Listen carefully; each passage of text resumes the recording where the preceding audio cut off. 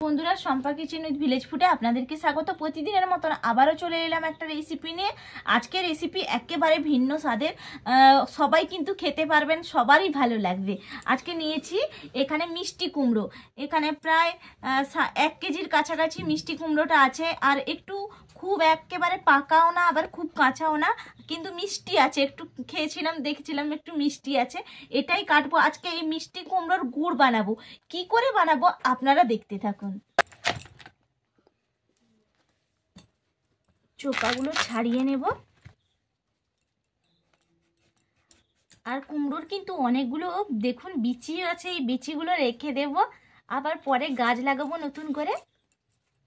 ভালো পেকেছে কিন্তু কুমড়োটা। দেখুন এটা ছাড়িয়ে নিলাম। এটা পাতলা পাতলা করে এইভাবে আমি কাটবো। পাতলা পাতলা করে কিন্তু কাটতে হবে। দেখুন এইভাবে পাতলা করে প্রত্যেকটা কাটবো, আর জলের মধ্যে আমি ফেলে দেব।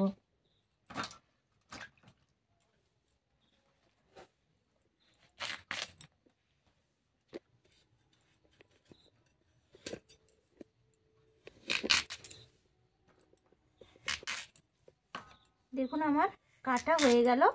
প্রত্যেকটা আমি পাতলা পাতলা করে কেটে নিয়েছি। এইভাবে আপনারাও পাতলা পাতলা করে কাটবেন। এগুলো সেদ্ধ করে নিতে হবে। সেদ্ধ করে নেব। চলে যাই। কড়াইটা বসিয়ে দিয়েছি। কড়াইয়ের মধ্যে আমি দিয়ে দিচ্ছি পরিমাণ অনুযায়ী জল। এর মধ্যে যে আমি মিষ্টি কুমড়োগুলো কাটলাম জলের মধ্যে দিয়ে দিচ্ছি, সেদ্ধ করে নেব। একটা ঢাকা চাপা দিয়ে দিচ্ছি সেদ্ধ হওয়ার জন্য। কিছুক্ষণ সেদ্ধ, কুমড়ো তো বেশিক্ষণ টাইম লাগে না, একটু সেদ্ধ হতে থাক। ভালো করে কিন্তু সেদ্ধ করে নিতে হবে। দেখুন সেদ্ধ হয়ে গেছে কিনা, ঢাকা চাপাটা খুলে আমি দেখে নিচ্ছি। দেখুন একেবারে মনে হচ্ছে সেদ্ধ হয়ে গেছে, একেবারে সেদ্ধ হয়ে গেছে। আমি তুলে নিচ্ছি। ভালো করেই কিন্তু সেদ্ধটা হয়েছে, এরকম ভালো করে সেদ্ধ করে নিতে হবে।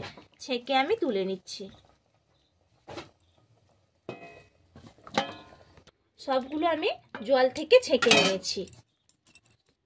দেখুন এই গরম অবস্থায় আমি এর মধ্যে মাখিয়ে নেব। এখানে আমি পান খাওয়া যে হয় সেই চুন নিয়েছি। চুন আমি কিছুটা মাখিয়ে নিচ্ছি।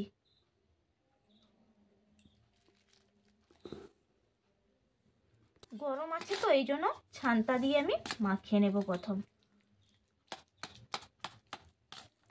দেখুন একটা গ্লাস নিয়েছি, গ্লাসের পেছন দিয়ে ভালো করে থেতলে নেব, তাহলে ভালো করে একেবারে মিশে যাবে। আর একবারে দেখুন পালোর মতন কিন্তু ঘেটে গেছে, খুব সুন্দর সেদ্ধ হয়েছে। ভালো করে মিশিয়ে নেব। দেখুন ভালো করে আমি গ্লাসের পেছন দিয়ে থেতো করে নিয়েছি, আর কি সুন্দর ভালোভাবে মিশিয়ে নিয়েছি। দেখুন পুরো পালো হয়ে গেছে। এরকম কিন্তু ভালো করে সেদ্ধ করবেন আর ভালো করে মিশিয়ে নেবেন।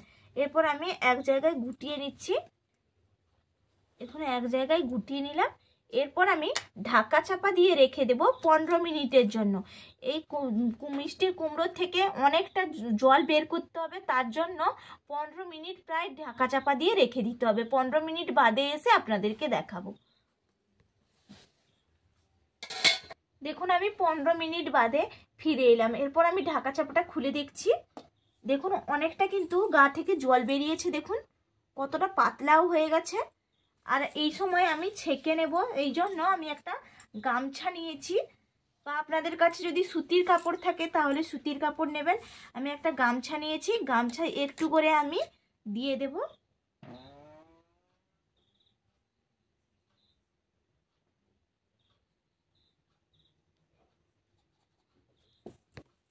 দেখুন এরপর আমি চিপে রসটা বের করে নেব। দেখুন কতটা রস বেরিয়ে গেছে।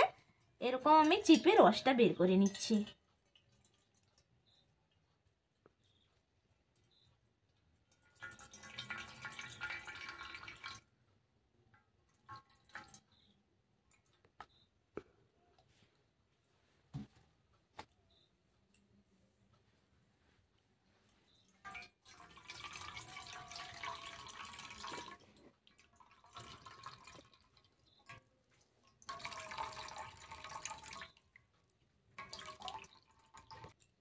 দেখুন ছেঁকে নিয়েছি।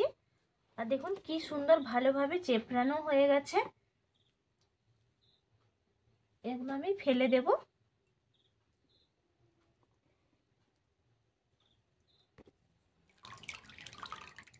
দেখুন কতটা জল চিপে চিপে বের করে নিলাম। দেখুন কি সুন্দর স্বচ্ছ একটা জল বেরিয়ে গেছে।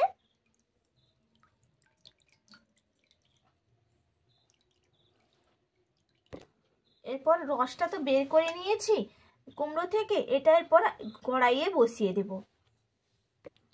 দেখুন কড়াইতে কুমড়োর যে রসটা বের করে আনলাম আমি কড়াইতে ঢেলে দিচ্ছি। আর আঁচটা একেবারে ফুল রাখবো, অনবরত কিন্তু আমি আঁচটা ফুল রেখে ফোটাতে থাকবো। দেখুন ফুটতে ফুটতে কিন্তু কালারটা চেঞ্জ হয়ে আসছে, দেখেই আপনারা বুঝতেই পারছেন। এরকম কিন্তু অনবরত ফুটতে থাকবে আর কালারটা অটোমেটিক চেঞ্জ হতে থাকবে। আর ওপর থেকে দেখুন একটু একটু ফেনাগুলো ভেসে আসছে, আমি খুন্তি দিয়ে তুলে দিচ্ছি। দেখুন পরপর কিন্তু কালার পাল্টে আসছে। আর দেখুন এই যে গাজাটা উপরে উঠেছে, এটা আমি খুন্তি দিয়ে তুলে দেব। এই ফেনাটা কিন্তু রাখা যাবে না, কারণ এটা যে চুনটা দিয়েছিলাম সেই চুনেরই কিন্তু ফেনা। এটা আমি তুলে দিচ্ছি। খুন্তি দিয়ে যতবার কিন্তু ফেনাটা উঠবে আমি তুলে দেব। যেইভাবে আখের গুড় তৈরি করা হয়, যখন গাজা উঠে ফেলে দিতে হয়, সেরকম কিন্তু এই গাজাটা ফেলে দিতে হবে।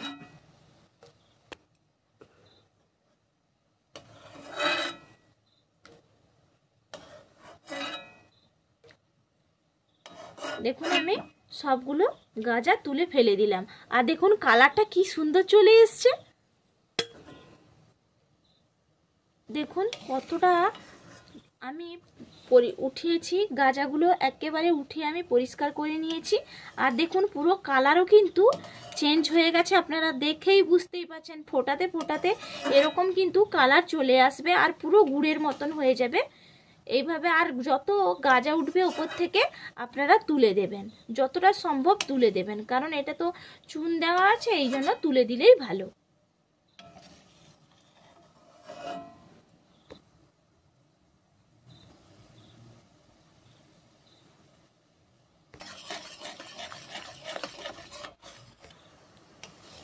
দেখুন নাড়তে নাড়তে কতটা সুন্দর কালার চলে এসেছে। আর দেখেই আপনারা বুঝতেই পাচ্ছেন যে কতটা সুন্দর হয়েছে এইভাবে। আর একটু নাড়লেই কিন্তু আমার মিষ্টি কুমড়োর গুড় একেবারে রেডি হয়ে যাবে। আর কি সুন্দর হয়ে গেছে দেখুন।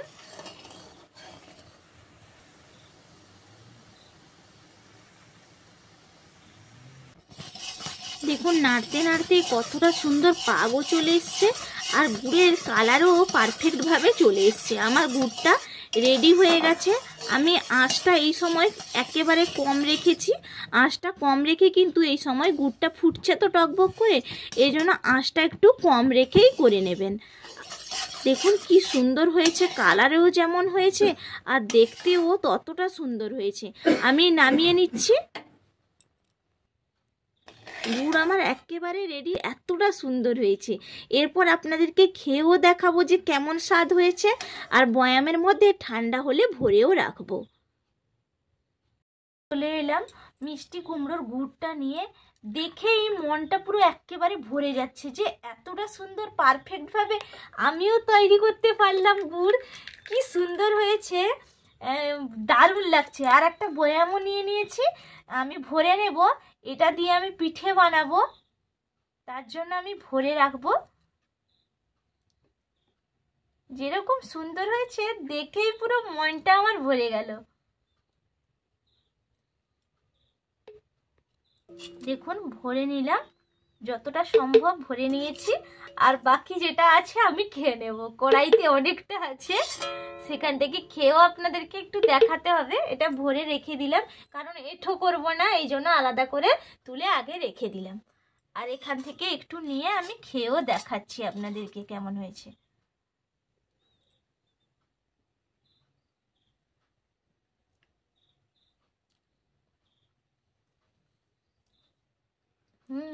দারুণ লাগছে খেতে।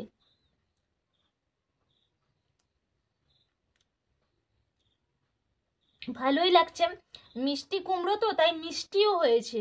আর কুমড়োটা যদি মিষ্টি না থাকতো তাহলে এতটা মিষ্টি হতো না। মিষ্টি কুমড়োর জন্য অনেকটা মিষ্টি হয়েছে আর খেতেও ভালো লাগছে। আর এটা রেখে দিলাম। এটার সঙ্গে পিঠেও করা যাবে, আবার মোয়াও করা যাবে, মোয়া করেও খাওয়া যাবে সুন্দর।